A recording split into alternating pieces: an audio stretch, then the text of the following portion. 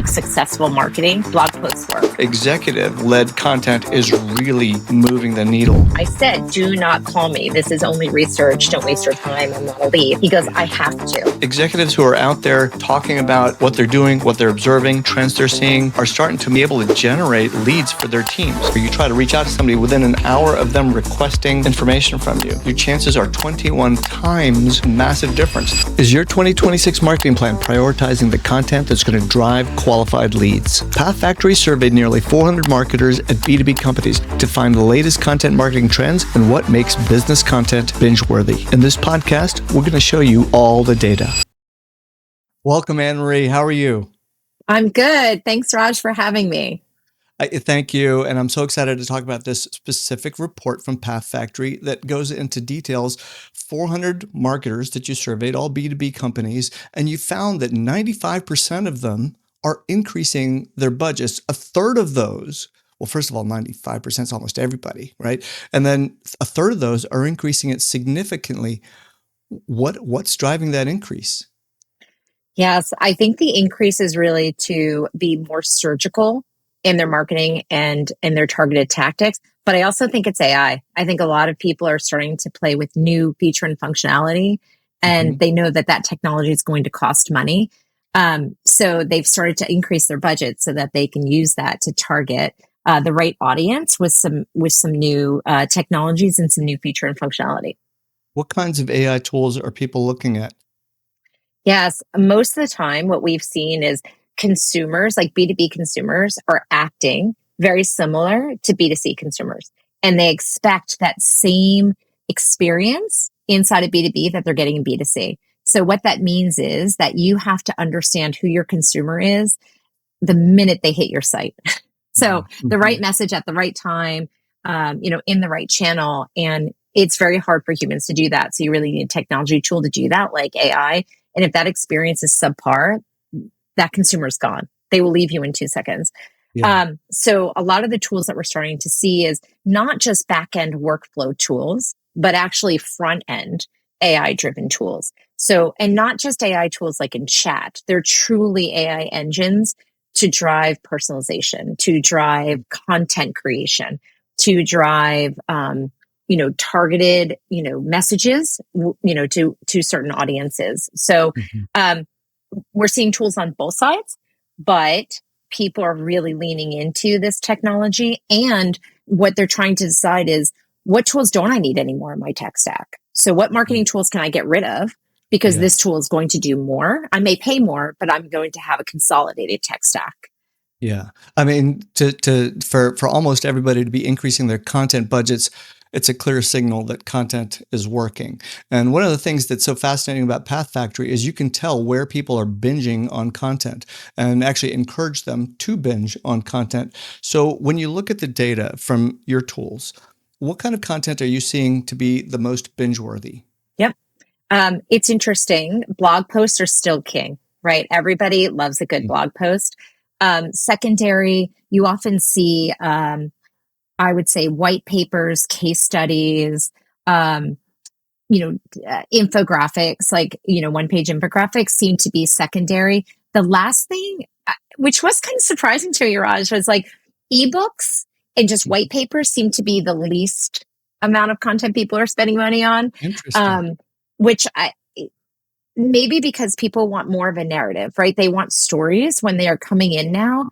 And I actually think that goes back to how we're being treated on the consumer side, right? We're getting information so quickly that you want to trust someone to talk to you about the product. And therefore, that's why blog posts are so helpful, right? It's a story, it's a narrative. And that's why case studies are so helpful. So those are still king. Webinars are up there. So I think if they're in rank order, it's blog posts, it's case studies, it's webinars and videos, infographics, and then last is white papers and ebooks. Wow, that's a really good marching order for executives who want to figure out where they should be putting their money to develop content.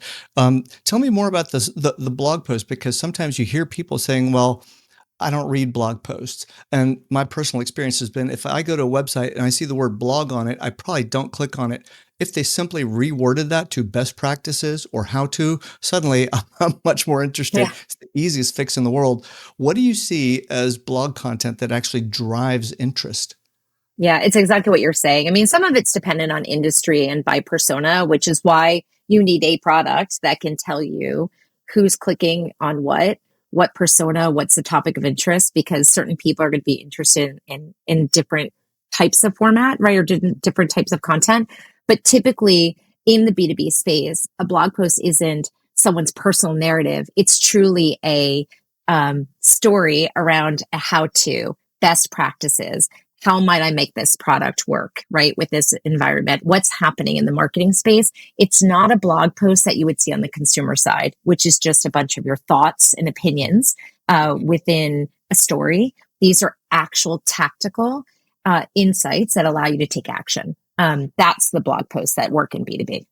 Now, your survey said reported that blog posts, 74% of companies are still producing blog posts, but their binge rates are significantly lower, 11%. Case studies and webinars closer to the 21%. So does that mean that people should be producing more case studies first, more webinars first, even though blogs are still one of the most popular things they use or read? Yeah, I think you'd have to go by channel. So even though you have webinars and case studies that are probably performing better, you also have to look at the channel. So webinars and case studies they're easy to consume. People tend to go to them and sign up for them, and then they are delivered to your email. Like it's a more tactical approach to marketing. Blog posts, I think, have to be surgically used, right? Like, I think you have to decide when you're going to use a blog post and how. So a blog post might be something that's really great to put on a social media site, right? On a LinkedIn, right? Or if you're using some sort of Instagram or something. Like, I think that's probably a better place for it versus blasting it with an email, because email boxes are so noisy. So I think it probably depends on the audience. But when you're looking at social and LinkedIn, which is really still reigning king to like successful marketing, blog posts work. I also think, I know before this call, you and I were talking about LMMs and agentic workflows and everything that's out there and how people are searching. I think blog posts tend to be a little more searchable by an LMM sometimes than a webinar, right? Yeah. So I think you'll start to see it being used almost as bait for a search from an LMM, right? Versus actually being used to draw in a direct consumer. Yeah, when you think about it, the cost is so much easier to just scan a web page because the AI companies, the biggest limiting factor for them right now is hardware and bandwidth, and that's what drives up their cost.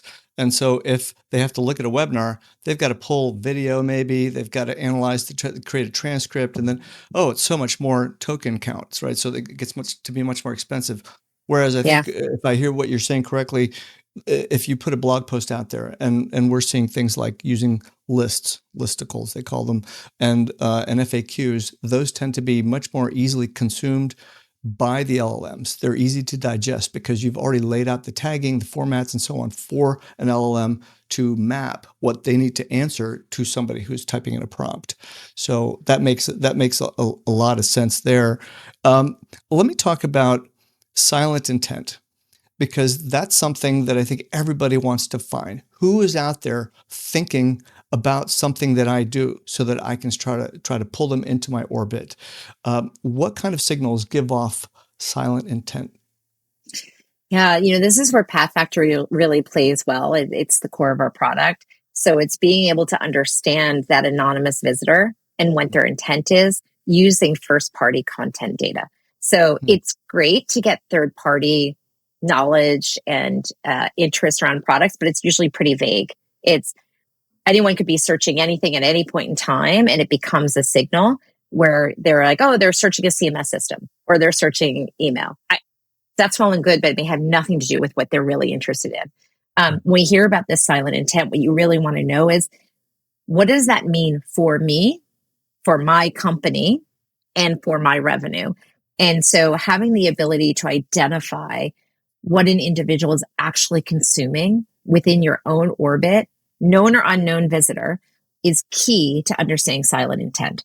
So if someone comes in and maybe they start to come in to look at a security product, right? But then they quickly shift to a cloud transformation product. Then they're quickly shifting to 5G, whatever it is within your product suite, you can hone in, and they haven't identified themselves, but you can see that IP string and what they're looking at. You can quickly hone in on what to talk to them about next when they show up and get them to identify.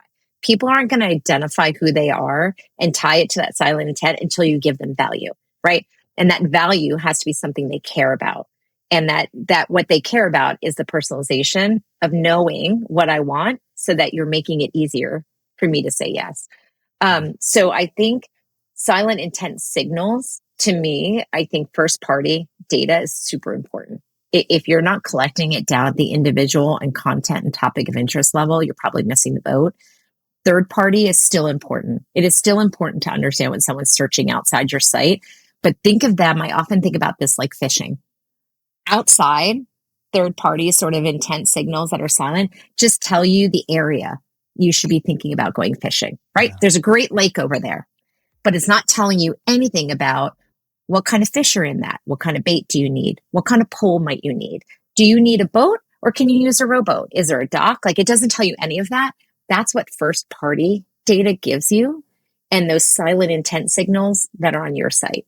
So I often tell people, like, it's good to have both, but you really need that first party intent data, or you're not really going to be able to make that sale. And I find that there's a timing issue too, because I've used third-party intent data, and sometimes it's a month old and the person has already gone on and made a purchase or something like that. And even if you try to get it live, it's maybe cycled after 24 hours. Whereas there are reports that show if you don't connect with somebody who's interested within an hour of their interest, that you've kind of lost them. Every hour after that, they get colder and colder and colder. And I remember SalesLoft did a study years ago where they found that if you contact somebody within, or you try to reach out to somebody within an hour of them requesting information from you, your chances are 21 times more, not just 21%. It's like, that's a massive difference. You reach out to them a day, a weekend later, they won't remember who you are. And so that's very interesting about first party data. It makes sense that it's very important. Yeah. It brings up another question: to gate or not to gate? What should you do? You know, this is the forever debate of gating or not gating. I think there is a fine line. So when I recently looked at data, there was a study that 83% of marketers gate. And of those, 65% say it drives a majority of their leads at I think it was a 53%, right? Lead generation. I think there is room for gating, but I don't think you can gate off the bat. I think people need to come in, they need to get a taste of the content. Then you pop a form to ask them to fill out that form, and then allow them to consume multiple pieces of content after that. Don't wait. It's kind of like, I think New York Times does this really well, right? They give you a snippet of a really great story, and then you have to fill out the form and sign up, right, to get the rest of the story. They don't give it to you all, but once you do, you get the story, and then you get like 6 others that are relevant to that. So I think there is room for gating.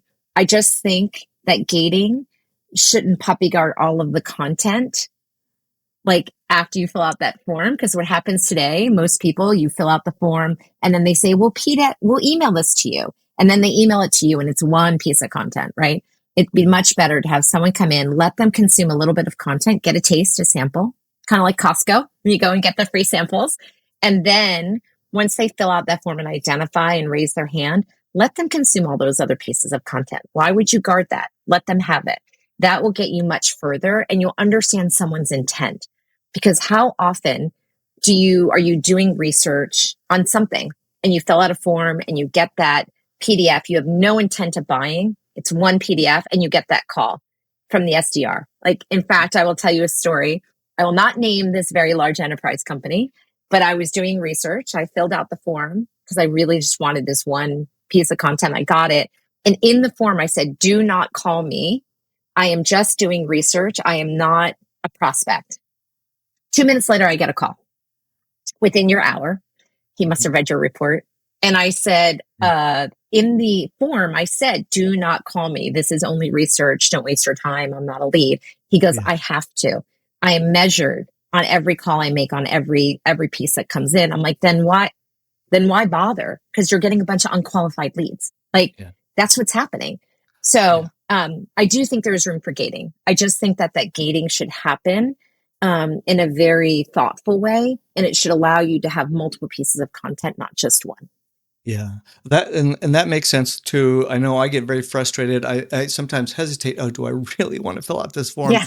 Because I know the phone's going to ring in a minute, and so yeah, that kind of changes the game. But it's interesting. You say sometimes you want to get them in without gating content. Is there a way to detect silent intent before someone fills out a form? First party silent intent. Yes, there is. So if somebody is coming into your site and you're able to track them, or even just by an IP string, they've come in, you can see that they're engaging with your content on your site, your website, within a blog, right? Multiple times. And then you pop up some sort of, or you send them an email, or you pop up some sort of piece of content that's really valuable and ask them to fill out a form. I think that makes sense, right? Because they've already shown intent, silent intent, by visiting your website, by engaging in that content. You may not know who they are, but you know they've been there before. Then when they've come past a certain threshold, and every company's different. Maybe that threshold is 5 minutes. Maybe it's, I don't know, 20 minutes. It's whatever it is for that particular company and the content you're serving. Then maybe you pop a piece of content that's really valuable and ask for the information back. Again, it goes to that value exchange. People need value, right? They want to know that you are giving them something of value for them to give you that name. But as a marketer, I don't want a bunch of leads that are just going to be invaluable, right? If they're just a bunch of names that are never have intent to buy, why do I want to do that? That's just, the vanity metrics around marketing have changed. It used to be, back in the day, that you wanted to gate everything because what mattered to marketing was how many names you got, how many leads. I don't care if they're qualified or not. I just want leads. The more, the better. We're smarter now. It's not the amount of leads, it's the quality of those leads. And marketers who really have to become data specialists and probably revenue growth specialists, what they're being measured on is not how many leads. What they're being measured in is how much revenue are you really delivering to the bottom line. So did those leads actually return revenue? And or are you increasing a velocity of sale? Is it within my ICP or a bigger sale, a bigger bucket? Like, there's different measurement now. Like, so the rules have changed, so we need to change. But a lot of companies haven't. I still go all the time, Raj, to sites. And the first thing when I go to touch a piece of content is fill out this form, and they don't even let me see the content. And I just go away. I'm like, no, because you know what? I'm just going to go to ChatGPT or Manus or Perplexity or Gemini, right? And type in the information I want, and I'll get it there. I don't need to actually fill out that form anymore. I can just get it someplace else. Yeah. What I find interesting is that when executives like CMOs or even CEO, they lean into content, they know that content works, so they start investing in content, but they look at it as a checkbox item. Okay, we've got a blog. Okay, we've got case studies. Okay. But then when you look at the actual content, it's thin, and you're like, I'm wasting my time with your company. I'm not getting anything out of it. The company might have a fantastic product, but the depth of the content isn't there. How would an executive know? Because sometimes what they'll do is they'll make a decision saying, oh, blogs don't work for us. You read the blog and you understand why. It's terrible content. So how would an executive know if the content that they're producing just isn't how would they know what to do to make it better, to make it binge-worthy? I think this is where data comes in. I mean, you and I share a love of data. And this is where I tell marketers, it's not enough to just be a marketer that's good at understanding like a campaign or how to write content or brand strategy, right? You have to be a data first specialist. Like, you have to think, I am a data company first, right? In a marketing model. So you have to live in that data and say, okay, every day I'm going to look at the engagement with this particular blog versus this webinar versus this, white paper. And I'm going to understand a bunch of things. How, not only who's clicking on it, but how deep are they going? Is what's the topic of interest? How long are they spending on it? How is this measuring up against any other piece of content? That level of data, that engagement data has to go far beyond someone visited it and clicked on it. And even I would say like heat mapping, right? It has to go beyond that. You have to go down to the details of who it is, what is their role, not only how long are they spending on it, but what's their scroll depth? What's the content? Like, what's the topic of interest that they're really trying to get in? Put up other pieces of content so that you can understand, are they continuing to click? Because if they're continuing to click down a certain path with a certain topic, then you can gauge that interest and start creating more in-depth content around that. It might be that CFOs really, really, really like white papers, even though we said white papers are at the bottom of the list, but CFOs tend to like white papers, right? But someone who's in a security role or marketing role, wherever, may really, really like case studies, right? So it depends on who it is and what you're doing. Now, the level of that content and whether it's good or not, I think, yes, you can measure it on engagement, and to see how many people are engaging with it. But that's also a little bit of, I think that's still nebulous for people to know, like, how good is my content, right? Is it, all you can measure is it really engaging people at the level I need them to engage in? And is there a threshold, or are they bouncing within seconds? I think that's what you probably have to measure right now. Yeah. Now, your report says 87% of marketers are confident that they are measuring ROI properly. Yeah. Especially with all of these different types of content people can consume. How are they measuring it? What's behind all that confidence? 87% is a lot. And so it's a high number. It is. Can you talk to that? Yeah, I work with a lot of enterprise clients. And for example, I've seen this trend in Oracle and Palo Alto, in Cisco, where they have now, it used to be that there were silos. Marketing was in a silo and only measured this piece. You had sales in this silo, only measuring this piece. Those barriers are now gone, and there are systems now in place to be able to measure from first touch and click all the way to the actual sale and beyond that sale. So when you hear a marketer saying, I'm confident in ROI, it's not the traditional ROI metrics that we had in marketing that we talked about earlier, which is I sent out this piece and there's a bunch of clicks. What they're really doing now is they're connecting the dot between sales and marketing in a way that we haven't seen before, that says, I am sending out these pieces of information. I'm measuring in detail who is the persona, what's the click, how are they interacting with it? Is it a qualified lead, which is more important than quantity? And is that qualified lead actually leading to end revenue? Is it faster? Is there a velocity of speed, which means that you're getting revenue in year? Is it a higher deal size? Is it in my ICP?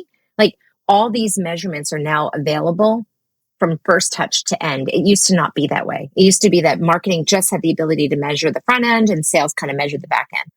Those systems are now gone. Everyone's measuring not only effect on pipeline, but effect on bottom line revenue. And then all of these other measures, which are velocity, size, ICP, they're more important metrics. So when you see that number go up, it's because the measurement has changed and the technology to measure it has changed. Yeah. There's so much to unpack here. And I want to start with something that you alluded to, which is how that person consumes content. So what you've described is going down a customer journey, a pre-sales customer journey. So they're aware they're trying to solve a problem, they're starting to consider things, and then they're at the decision stage. So everybody wants everybody like who's looking at the decision stage. The 5% of the universe that might be ready to buy right now, oftentimes they ignore the other 95% that is in research phase or awareness stage. So how do you decide how much content you need to be creating for each of these stages? And then how do you map that content? Because sometimes I've seen marketing teams create content by sitting down and saying, what should we write about? Well, I got an idea. And then you start putting stuff on a board and then like, okay, yeah, looks good to me. Good. Let's go start writing it. And unfortunately, that's a disaster. But you and I have both seen that happen. So describe to me how you create that journey. Yeah, I'll talk a little bit about like how we do it, and we're very similar to probably how our clients do this. There are certainly people that do it the way that you say, right? It's a little bit of a archaic way, right? That's kind of like, hey, this looks good. Let's just do this. We're going to target these people in financial services. I think they really just care about this. We don't need to do that anymore. We have data, right? So everyone should be utilizing a data-driven approach to determining what content you need to deliver at what stage, top of funnel, mid funnel, bottom of the funnel, and post funnel. Everyone forgets about post funnel. Correct. It's just That's as the important. biggest untapped opportunity to grow an account. It's Yes, just, you first can, 6 months. Yeah. yes, In the first 6 months, a company is probably more likely to buy from you than any other time. And it's the time that people tend to really ignore it because they're like, sales done, they're yeah, onboarding. Like, but that's the time they need you the most, right? It's the yep, time that they need to hear about new things and they're open to new things happening, right? So getting back to your question, I think data, you have to use data to understand your audience. And again, these go back to those intent signals you talked about. The first party, the third party, the silent, the known intent signals. So you can look at what other people that look like this industry that I'm targeting or these personas I'm targeting, what are they interested in? What are they looking at? What types of content work there? What might I need there, right at the front? And we at Pathfactory and our clients are very big believers of customer-led journeys. So instead of creating very manually rules-based marketing efforts and campaigns anywhere in this funnel, why not let the customer decide that journey? Have the content ready, utilize an AI product to then recognize who's coming in, either by, I know it's Raj, or I know it's someone from this industry, or I think it might be similar to this. And then let the system start to push the content to them that they're interested in. And as they click, it gets smarter and delivers the next best piece of content based on what their interests are. Then you can move them down that funnel faster. Now, there are different marketing tactics that we utilize for in funnel acceleration versus top of funnel. They are very different. And I think the personas in that. So if someone, to your point, is in funnel and say they're in their past evaluation and getting ready to go to contract or sale, right? They're in that decision point. There's new personas in that. There's procurement. There's yeah, usually an IT person or security person. It's not just the main point of contact anymore. That buying committee has grown. So it's not only understanding the content that you have and how much of the content you need. I don't really think that's the conversation because I think you can use AI to deliver the right content. It starts to come down to who's also the persona in the buying cycle, how big is it, and who do you know and not know, and how is it changing? There'll be a few that are the same, but if you're not seeing that buying group grow at each of those stages, then something's wrong.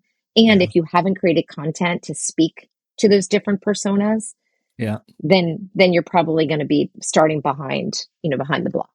Yeah, that's one of the biggest things that I've seen happen throughout my entire career, because when you're selling to somebody, you've got the user and all they care about is, am I going to be able to do my job? Then you get the manager who's like, is my team going to be able to benefit from this? CFO is going to say, is this a good ROI, good use of our funds? All kinds of personas come into play. And then to your point, procurement comes into play, contracts, legal comes into play. What's going to make their job a lot easier? So talking to all of those, I think are really important. You know, like the CISO is going to at some point come into play as well. So that's really fascinating. How do you know when it's time to actually engage with somebody? What are the signals when someone's been binging on content that say, time to pull the trigger, we've got to either call them or do something? Yeah. So the way that we do it within our product and with our company and our clients do it is we have thresholds of content engagement. So remember, we are measuring content engagement at the individual and account level across every channel. Doesn't matter to us what channel you're coming in, whether it's a LinkedIn ad, an email, a website, an event, right? All of that's being captured, and we're understanding exactly how long you're spending on content. Are you moving down that journey? So it's not just that you came in and you spent 5 minutes on one piece of content. It has to have multiple measurements. Are you consuming multiple pieces of content? Like, what's the binging behavior? Is it in one session? Is it in multiple sessions? Are you getting smarter? And is that topic honing in on one topic versus 10 topics, right? So there's a couple of measurements that you put in here to get to a threshold, what we call a binge threshold, right? A content threshold. Every company is different of what they think that threshold should be. But in Pathfactory, this threshold is created. And then when someone hits that threshold, it immediately sends out alerts to both sales as well as marketing to say this person is ready. this person is ready for a conversation. And not only are they ready for a conversation, this is what you should be talking to them about. And in fact, it goes even a step further to say, and here's the next best pieces of content that you should be sending them to get that conversation.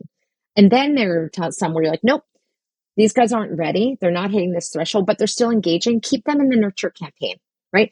Here's more content to be giving them in the nurture campaign when they come in, but it's okay. If you reach out to someone too early in the cycle, you most likely will lose them, or you're just wasting your sales time. So wait till they get to a point where they're consuming multiple pieces of content. Their journey is honed in on the topic, and then they're ready. And that buying group might be growing a little bit. That's the time to reach out to them. Yeah. When you look at all the benchmarks that you've got in the report, what's a surprising insight, something that you think that executives maybe currently aren't paying attention to but should be? That's interesting. I think are talking about AI, but we're not really talking about AI, right? So we're all talking about AI and how it might work, and all of us are focused on the workflows of it, which is something we talk about in the report. But one piece that I think is not necessarily talked about in the report, but that I feel pretty strongly about, is that we have to change the way that we create our content for these new agentic models to read. So if the consumer is changing, we have to change our marketing practices to meet the consumer where they are. And these consumers are using these AI models to do all their research, right? So they're going in, they're using some sort of chat feature to look at the information before they get to you. In fact, McKinsey's newest report said that consumers are 90% down the sales cycle before they'll even talk to you, because they're using AI models, or they're using some sort of chat model to do the research ahead of time. Now, the problem is that information is not always correct, because your content isn't written for an LMM. Your content is written for a consumer. It's written for B2C, right? Or B2B, but like a consumer in the B2B space. It's not written for a B to an LMM to then the audience. And so we have to shift how we think about content and how we write it. That is something that I think hasn't completely come out in that study, but that I think when we talk about AI in that study and how it's being used, it's the next step that we have to look at. I think another piece that I just found really odd, and I actually don't know how it's going to be used as virtual reality. Like the fact that that's at a 20% as like the different variations of marketing tactics you may use. That was surprising to me, because I just haven't quite figured out, like, well, what does that mean? What does that look like, that virtual reality is being used? Like, what's the medium? Like, it's not an email. Like, so how are you delivering it, like over the top, like through some sort of like over the top functionality to get it? And how many people have the ability to see virtual reality? So I don't know, that was kind of surprising to me just in general. I gotta wonder, like, what are you selling that virtual reality is going to help you sell? I mean, unless you're maybe, a government contractor and you're selling, flight simulators that you just stick on a headset and you see everything. I don't know. I mean, I'm just like thinking out loud. Think about it though. Instead of doing videos, so here's the way that I would look at virtual reality, and I think is that it's entertainment. So instead of doing a video that shows like a how-to video, everyone's got them kind of the campy how-to video on their product. You can immerse someone in it. Like you could send them a virtual reality where they're like right in the middle of the fun like video that you're doing, if it happens to be like a how-to video where two people are talking, and then they kind of have you there showing you the product. So I think you're going to see that bubble up in a really different way. I'm just not sure how it's delivered. The other piece that I found surprising, that's not in the study, but I will tell you, I've heard in the market, and this is mainly because so many channels have stopped working because it's so much noise. Like there's so much email, there's ads everywhere. Everyone's got their own, blog or podcast or whatever talking about their product. Like people have kind of tuned out, and like events are coming back up. But do you know what else is coming back up? Which I was so surprised: direct mail. Like people are going back to direct mail, and someone who like emailing, because you got to like half the people are working from home. Maybe not half, but I mean, they're mailing it to their homes. And so I'm so surprised by this, because I just didn't think direct mail was ever going to really come back, but it is now the emerging trend. So it's not necessarily in the report, But again, I Yeah. do lots of research on what are the emerging trends in marketing, and Yeah. direct mail seems to be making a comeback, as well as events Yeah. in virtual So we've reality, talked. apparently. Yeah, that's really interesting. So and we've talked a lot about what a marketing team can do to create the content. That's not the only thing that's working right now. And I mean, the whole purpose of the podcast that we've got here is it's called Executive Signal because executive-led content is really moving the needle and in such a big way. Executives who are out there talking about what they're doing, what they're observing, trends they're seeing, are starting to be able to generate leads for their teams. Are you starting to see things like that percolate? And what are you seeing? And how is that being tracked? Because you talked about attribution. Yes, I agree. I think that executive led marketing, lead generation is still key. People like to speak to people, and they like to speak to people in power, right? They like to speak to the top, and it makes them feel great. It makes them feel important.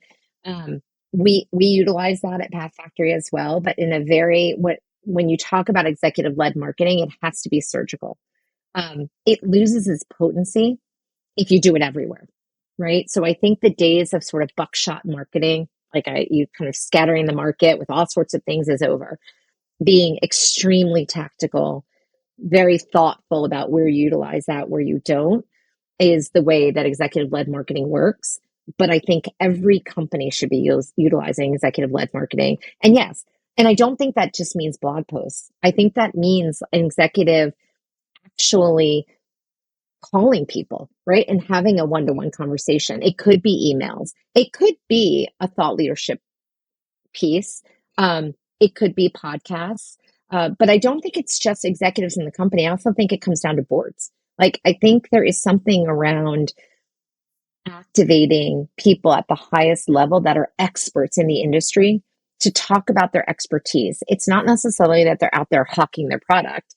What they're utilizing is their expertise in the market to talk to people about their strategy in a consultative way that then allows them to be open to the conversation about that particular company's product that will probably be done by someone else. So the way that I look at executive led marketing is they should be used in more of a consultative and expertise mindset versus a go out there and drive leads, right? It's Yeah. more management consulting for them. Yeah. And that almost opens the doors for then marketing to fly over with their own marketing underneath that. And then for sales to come in and open that door to an actual product conversation. I've seen that same strategy work for years, and I just think it's now really becoming very popular as a technique because when I would talk to audiences and I explained, here are the things that you need to be looking for in this industry. And, I used to run an email marketing software firm, and we created this benchmark report similar to a Pathfactory report, except we did it for email. Yeah. And we'd tell people, here are the best days of the week to send. Here's the best time Yeah. of day to send. It's always Tuesday. Yeah, and nowadays you see all of this data everywhere. We were actually the first company to put these out, and that we got ranked on Google number one for email marketing metrics. The Direct Marketing Association used to publish our data too, and it was a great way to pursue it. And when I talked about that, not about our product, I would suddenly get calls from DuPont, Toyota, all these big companies just because there's an executive talking about the industry. And that's such a different thing than an executive hawking their product. I love the way you put that. Well, you So, also see this being used really, really well. I would say that Google does a great job of this with industry experts, right? They have their sales teams, they have their engineering teams, and this is like Google Cloud, right? The business side of it. But then they have these experts in logistics, in mobility, in the Internet of Things. everybody's trying to figure out what they want to do for 2026. As people plan their budgets right now, where should they be investing? What kinds of things should they be looking at? Is it more content? What kind of content? What kind of tools? What's your prescription for executives for 2026? That's a great question. I think everyone's trying to figure this out, especially where we are today. I think the first thing is you have to be data first, right? So you've got to make sure you have the right data to be able to even drive any kind of engine. So make sure your data is clean, make sure you have that data and a way to measure that data. The second would be make sure that you have the right marketing tools to actually enable personalization at scale. So I don't care what tool you use, but it has to be a tool that allows you to utilize the data to then drive those marketing campaigns and decisions in a way that is automated at scale to the right audience at the right time. And then the results from that have to be connected to your marketing tech stack. So whatever marketing tech stack you have to have the ability to connect it so that you can make the right decisions. The last piece I would say to start thinking about is you have to start thinking about your content to make it LLM ready. You can't think about content in the way we used to in the past, which was really more brand content, or maybe it was even lead generation content. It doesn't work that way anymore. You have to get in front of this and talk about, how do I create my content and structure it in a way that can be read by these new models that didn't exist 6 months ago or a year ago, right? It's a completely different game. So if you're not creating that content in the right way, I would say all of you have to go and check your content. You have to make sure it's written correctly, it's tagged correctly, and not for search like Google search, but for an LLM search. It's quite different. Repurposing existing content that's good quality, but just tagged differently. And as we talked about earlier in the podcast, lists, listicles, frequently asked questions. I think those are great ways to repurpose content. I've also found other techniques, which would be stories. Stories seem to really resonate as well. They do. Because the content that's already in the databases, people can just find. But if you have a unique story, a customer example, a use case example, those tend to be ones that get more traction. Humans are storytellers, right? Yeah. Interestingly, I saw it used to be a lot of reports about Reddit and Quora being used as sources to validate that you have authority and expertise. And in recent weeks, those have started to plummet in terms of the use by the LLMs. So it remains to be seen what's going to happen next. And so it's one of those things that everybody's watching really closely. Yeah, it's anyone's game, right? But I would say that if the content that at least you could control it. And maybe to the point of like where you're using those, the executive-led marketing and those blog posts, that can be an authoritative source, right? So maybe using those as authoritative sources to pull into that LLM too. That's what we're finding to be very effective. And that's actually why we built our tool, MakeMEDIA, is to help executives get onto LinkedIn in a safe and authoritative way. Yeah. Thank you, Anne-Marie. Great conversation. I think a lot of people got good information out of it. Good. See you soon. Thank you. Okay. Thank you, everybody. Bye. Thank you. Yep, bye. Thank you, everybody, for watching the Executive Signal podcast. I'll see you on the next episode.